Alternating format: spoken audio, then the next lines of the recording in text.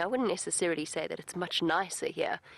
However, I've just realized that I'm a complete and utter silly person, because of course it wasn't the last time that I saw Sindile on the Father's Day show, because as Kirsty was updating us about the Steph's search for Mvula, I realized the last time I saw Sindile was with Mvula, sharing that impala carcass not far from where we are now at all. So my apologies for that. I don't know how I managed to...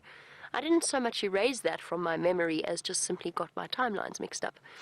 But nevertheless, as you can see, while you were with Steph, Sindile finished the sort of end parts of his digestive process of the impala, and we shall be heading back to where he deposited that scat on the ground at some point. Not right now, and I'll explain why. One thing I have noticed, one thing we know for certain with Sindile, I've accidentally walked him twice now, that since he's been released back onto the reserve, and he is not at all comfortable with people on foot. He's running away at 150 meters. So if I were to go now to where he deposited that scat and try and collect it, we would find ourselves with a very missing leopard. In fact, we find ourselves with no leopard at all. Luckily, Brent, when he cleared out the car, left me with several lovely gifts.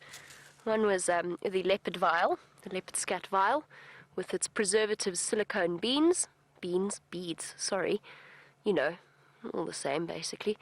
And into this I shall scrape and deposit a Sindile's scat, and this will be shipped off to a company called Panthera.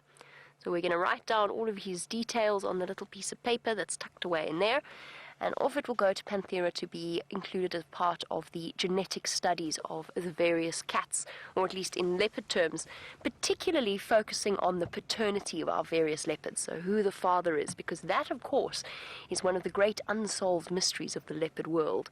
Which male leopards father which cubs, and is it possible to have two cubs of the same litter fathered by different fathers? So that's the whole plan, but of course I can't do that right now. I know that we did collect Sindile's scat at some point, but I quite simply cannot resist the compunction to go and pile some more scat into a tube. And it's not just that, it's also the fact that the more scat samples we get, the better in terms of the accuracy of the study that they're going to perform.